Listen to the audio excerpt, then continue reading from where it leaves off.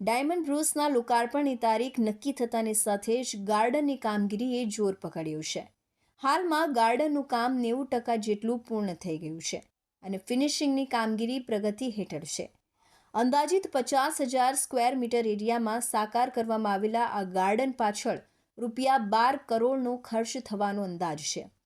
વિશાળ ગાર્ડનમાં children play area, 2 walkway, sitting area, plantation તો છે જ, પણ આ સાથે ગાર્ડનમાં ફૂડ પ્લાઝાની વ્યવસ્થા પણ કરવામાં આવી રહી છે, જેમાં 8થી વધુ સ્ટોલ બનાવવામાં આવી રહ્યા છે.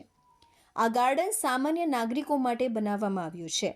ડ્રીમ સિટીની મુલાકાતે આવનારા લોકો આ વિશાળકાય ગાર્ડનમાં હરીફરી શકશે. બ્રુસની પાછળ જ આ ગાર્ડન સાકાર કરાયું હોવાથી યુવાઓ માટે આકર્ષણનું કેન્દ્ર રહેશે. ગાર્ડનની સામે જમણી તરફ જ ડાયમંડ બ્રુસ હોવાથી સેલ્ફી લેવા માટે કે ફોટોશૂટ કરવા માટે પણ લોકો આ ગાર્ડનનો ઉપયોગ કરશે. આગામી ટૂંક સમયમાં આ ગાર્ડન ખુલ્લો મુકાશે, જેથી આ ગાર્ડન શહેરીજનો માટે હરવા ફરવા માટેના વધુ એક સ્થળ તરીકે આગામી સમયમાં ઉભરી આવશે.